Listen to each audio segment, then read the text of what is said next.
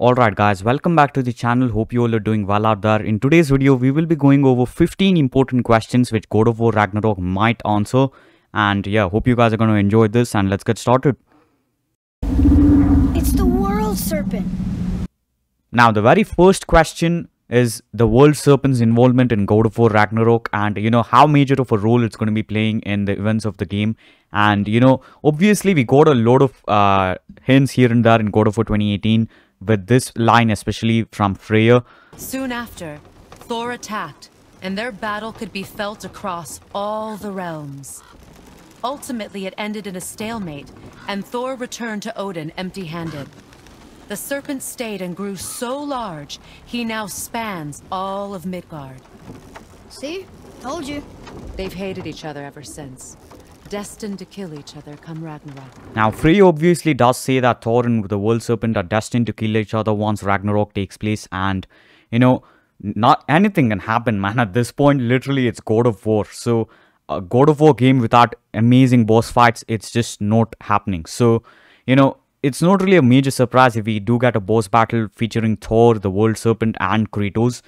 I would be like so hyped up to see that, and it may as well happen. You never know. I'm not really sure whether the game is going to answer it, but we may get something from it, man. We never know. And now moving on to the next question.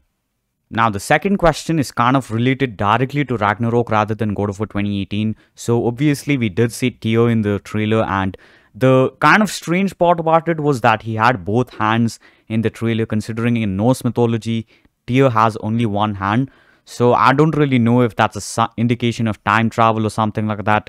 It may as well happen. You never know. So Tyr having two hands in the trailer, is it going to continue for the rest of Ragnarok? Or, they may show it getting cut off or something like that.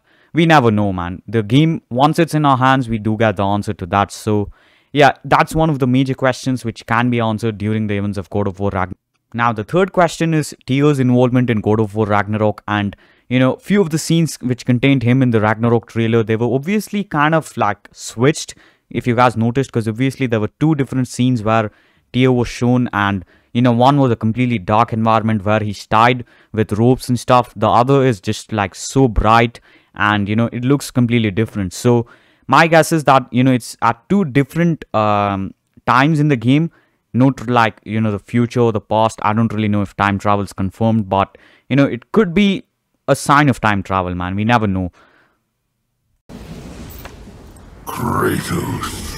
One of the major things to happen at God of War 2018 was the cameo of Zeus, which caught us all by surprise, and none of us were expecting it, man. Literally, first we see it as a vision, then we see God of War 3's ending through Kratos' eyes, and I don't know if he's going to be returning for Ragnarok, but if he does, it's a nice little callback to what happened at the end of God of War 3. So I don't know if the further connections are going to be made, but anything can happen again.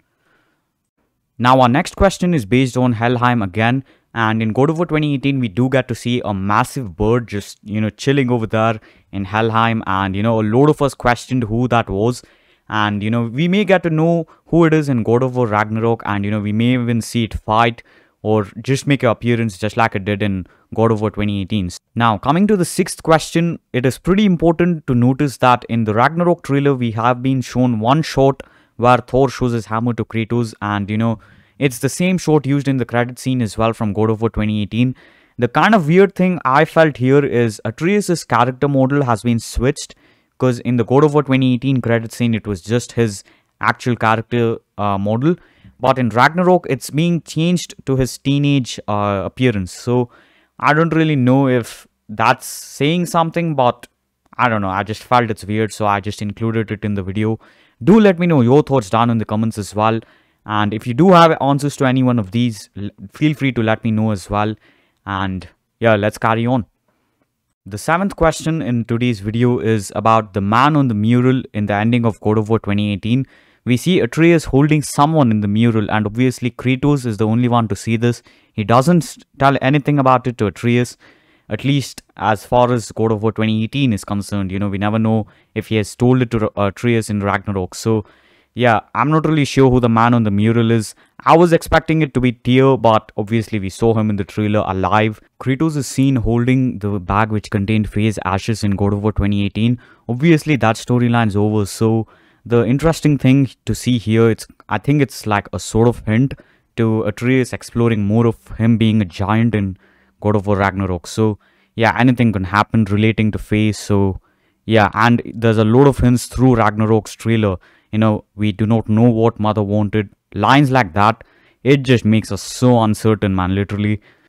Now, the ninth question is what happens after God of War Ragnarok? Obviously, various other mythologies were teased during God of War 2018 as well. And, it's really hard to pinpoint which mythology is next, once we have wrapped up with the Norse saga. So, yeah, only time says, man. So, yeah, once the game ends, depends on how God of War Ragnarok ends. In the beginning of the trailer, Atreus is seen coming towards Kratos with a deer on his head, basically, and the horns kind of depict Loki with the whole imagery. And obviously we found out that Atreus is called Loki in God of War 2018. So does this like sort of foreshadow how he'll become evil in God of War Ragnarok, or just something like that? Pretty much the game will answer it, and I'm not really sure whether he's gonna go evil, but there is a possibility, you never know. A dead giant.